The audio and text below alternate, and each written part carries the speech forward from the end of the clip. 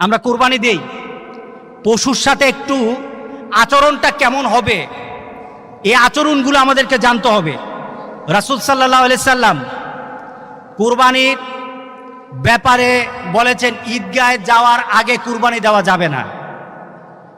দ্বিতীয়ত রাসূল সাল্লাল্লাহু আলাইহি সাল্লাম কুরবানি নিজ হাতে দিতেন। সুতরাং আমাদের একটা চেষ্টা থাকা দরকার, আমাদেরও একটা চাহিদা থাকা দরকার যে আমার কুরবানিটা আমি দেব। আপনি কুরবানি দেওয়ার সময় কুরবানির পশু যেন কোনো ব্যথিত কোনো কারণে কুরবানির পশু যেন ব্যথা না পায়, কষ্ট না হয়, এ প্রচেষ্টা করতে হবে। রাসূল সাল্লাল্লাহু আলাইহি সাল্লাম এই ব্যাপারে বলেছেন যে তোমরা তোমাদের কুরবানির পশুর সাথে ভালো ব্যবহার করো। কি ভালো ব্যবহার? রাসূল সাল্লাল্লাহু আলাইহি সাল্লাম আমাদেরকে বলেছেন যে তাকে জবাইয়ের ক্ষেত্রে তোমরা ছুরি ধার করো, ছুরিটাকে শান দিয়ে ভালো রাখো, তবে গরুর কাছে নয়, পশুর কাছে নয়। পশু যখন জবাই করবে আরেক দিকে শান দে, আপনাদের না একদিকে পশু দ্বারা করো না, আরেক দিকে শান দেয়। রাসূল বলেছেন না, এটা করো না, তোমরা বরঞ্চ আগে থেকে কুরবানি দেওয়ার জন্য এটাকে শান দিয়ে রাখো। রাসূল সাল্লাল্লাহু আলাইহি ওয়াসাল্লাম নুদিফা ইহদাদু শারফাতিহি কাবলাল ইদাহা, কুরবানি দেওয়ার আগে তুমি তোমার ছুরিকে কি করো? ধার দিয়ে রাখো। রাসূল সাল্লাল্লাহু আলাইহি সাল্লাম কুরবানির ব্যাপারে বলেছেন যে ওয়াইজা যাবাহুম ফাআহসিনুজ যাবহা, যখন পশু জবাই করো তার সাথে তুমি ভালো ব্যবহার করো, ব্যথা দিও না, বেশি কষ্ট দিও না। তাকে ফেলে ক্যাবলামুখী করে, তুমি ক্যাবলামুখী হয়ে তুমি হাতে ছুরি নিবা, জবাই করবা।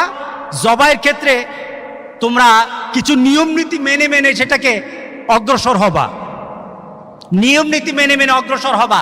প্রথম কথা হলো যারা ধরবে সবাই, শুধু যে জবাই করবে সে নয়, যারা ধরবে সবাই যেন তাকবীর পড়ে বিসমিল্লাহ আল্লাহু আকবার, বিসমিল্লাহির রহমানির রহিম না, কিন্তু বিসমিল্লাহ আল্লাহু আকবার, সবাই যেন এটাকে এইভাবে পড়ে এবং পরে যেন জবাই করে। সবাইকে পড়তে হবে, যারা ধরা থাকে সবাইকে পড়তে হবে। কোরবানি দেওয়া হলো, কোরবানি দেওয়ার সময় কোরবানির পশুর 4টা রগ যেন কেটে যায়। কয়টা রগ?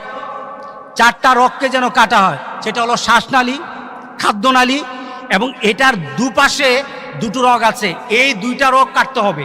এই রগগুলি কেটে আপনাকে কুরবানি সম্পূর্ণ করতে হবে। তবে আমাদের সমাজে আমরা একটা ভুল কাজ করি, এটাতে কিন্তু কুরবানির অনেক সমস্যা হয়ে যেতে পারে। কুরবানির রগগুলি কেটে দিয়ে কুরবানির পশুকে জবাই করতে হবে, আর আমরা করি কি, ছুরি দিয়ে আবার একটা গুতা দেন কিনা, এটা গুতা দেন না, এটার ঘাটটার মধ্যে একটা গুতা দেন, এটা ঘাড়ের মধ্যে। আপনাকে ঘাড় কাটতে তো বলা হয় নাই, আপনাকে কণ্ঠনালী কাটা হয়ে গেছে, শেষ। আপনার দুটোর আরো বাকি 3টা রগ কাটা হয়ে গেছে, শেষ। এটা আস্তে আস্তে নিস্তেজ হয়ে যাবে। কিন্তু আমরা কি করি, ছুরি দিয়ে একটা ভালো করে গুতা দিই। এই গুতা দেওয়া যাবে না।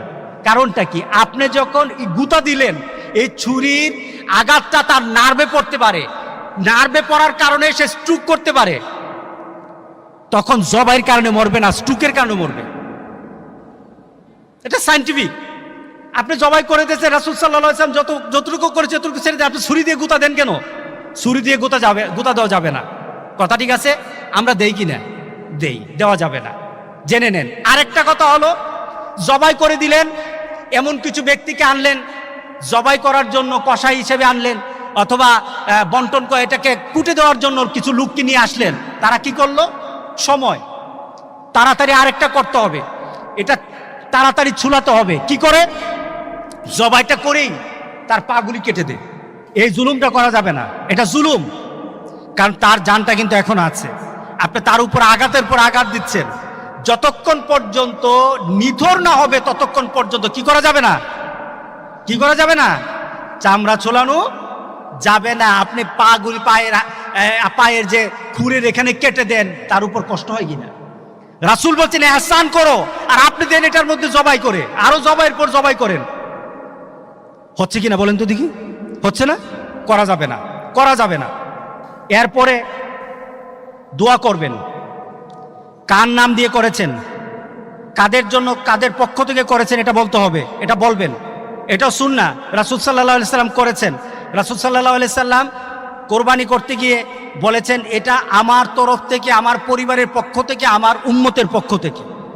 তো রাসূল সাল্লাল্লাহু আলাইহি সাল্লাম যখন এইভাবে বললেন, সুতরাং আমরাও ওইভাবে আমরা যখন কোরবানি দেব আমার পক্ষ থেকে, আল্লাহুম্মা তাকাব্বাল মিন্নি, আল্লাহ এটা আমার পক্ষ থেকে, যদি আমি দিয়ে থাকি একা আমার পক্ষ থেকে, অথবা যদি আমরা শরীকে দিয়ে থাকি তাহলে শরীকের নামগুলি বলবেন, শুধু নামগুলি বলে দিবেন।